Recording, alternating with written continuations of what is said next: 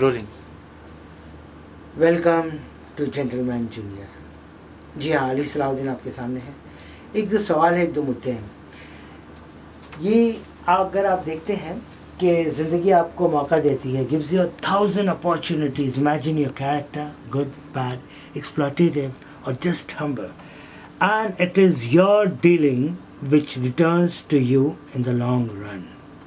जी हाँ, आप किसी सेलिब्रिटी से मिलते हैं या खुद आप सेलिब्रिटी हैं, ये बात की बात है। ज़िंदगी आपको कई मौका देती है और देगी आपको ज़िंदगी। क्या आप तैयार हैं अपने बच्चों को भी इस मोड़ पर लाकर ये सवाल करने कि वो क्या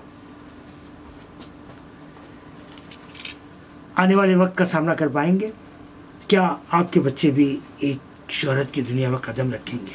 क्या बनकर, क्या होकर, क्या करेंगे वो अपनी ज़िंदगी में? स्कूल जा रहे हैं, कौन से स्कूल में? इंग्लिश मीडियम और Hindi medium school? What are they trying, what are they going to be? आजकल लास्ट 2 महीने के अंदर एक चीज़ बहुत धमाके से स्टार्ट हुई है और वो चीज़ का नाम है ज़्यादातर ऑनलाइन कोडिंग्स, एजुकेशन सिस्टम, जो हम अपने बच्चों पे प्रेशर डालकर या प्यार से या मनाकर उनको हम पढ़ाते हैं। अब सवाल ये आता है कि इंडिया की पॉपुलेशन 132 करोड़ क्रॉस कर रही है। कितने बच्चों को हम ट्रेन कर पाएंगे? कितना कंपटीशन फिर आगे चल करके वो एक दूसरे से करेंगे? उन सब सवालों को जवाब आने वाले 10 साल के अंदर आप अपने बच्चों को किस हद तक लेकर चलेंगे?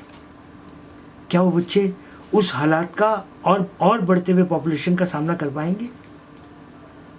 पॉलिटिकल सवाल नहीं है, मेरा सवाल है आपसे, क्या आप अपने बच्चों को इंग्लिश मीडियम स्कूल में पढ़ा रहे हैं या हिंदी मीडियम में? और अगर इंग्लिश मीडियम में पढ़ा रहे हैं तो क्या आप उनको कोडिंग सिखा रहे हैं, कंप्यूटर सिखा रहे हैं, साइंटिस्ट बना रहे हैं या नहीं बना रहे हैं? Let's do it in a very simple way. Children are learning more and more and the competition in India itself is growing higher and higher. जितनी तालीम का प्रेशर मेरे टाइम में कम था, उतना ही तालीम का प्रेशर आने वाले वक्त में बच्चों पे बढ़ा दिया गया और परसेंटेज भी बच्चों के बढ़ गए। 60% लाने वाला बच्चा, और ये बात है जब इंडिया की पॉपुलेशन 60 करोड़ के करीब थी, तो उस वक्त एक बच्चा कितना ज़्यादा अहमियत रखता था, फर्स्ट डिवीज़न से पास हुआ है। और अब तो कॉलेज का एडमिशन ही 80%, 90%, 95% पर आपके बच्चे को एक शहर का, से फॉर एग्जांपल से दिल्ली शहर में आपके बच्चे को एडमिशन मिलने जा रहा है।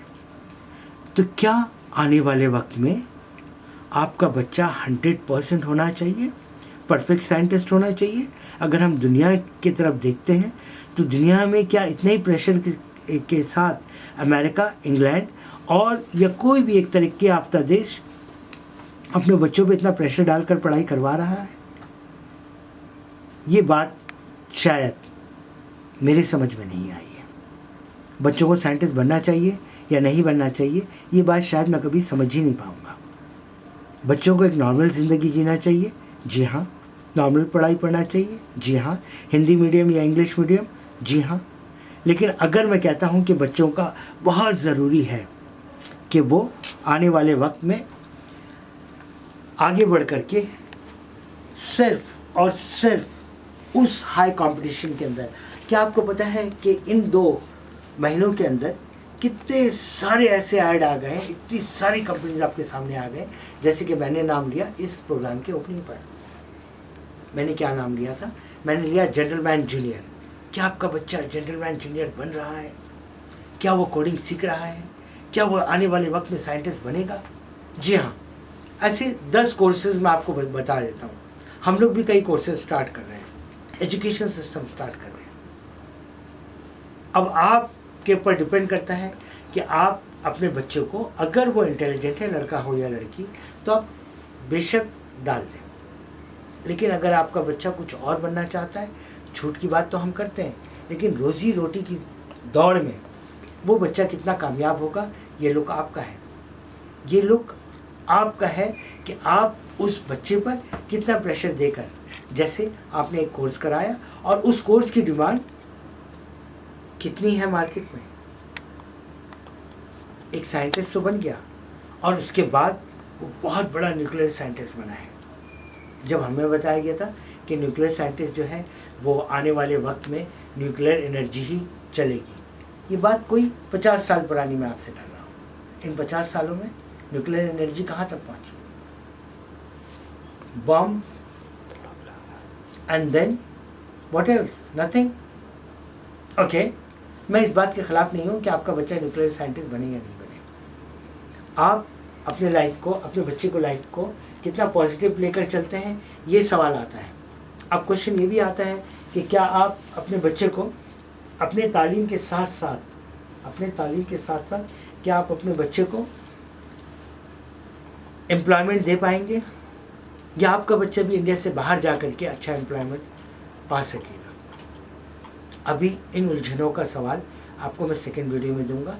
अभी फ़िलहाल आपसे सिर्फ इतना रिक्वेस्ट है कि आप अपने बच्चे को एक चीज़ सिखाएं, और वो चीज़ है आपका कि आपका बच्चा केवल और केवल उस तरफ बढ़ जाए जो अभी फ़िलहाल कंपटीशन का डिमांड है, जो फ़िलहाल वक्त का तकाजा है, और वो तकाजा है प्रॉपर एजुकेशन। जी हाँ, if your child is doing less और मोर और ग्रेटर, दैट हार्डली मैटर्स।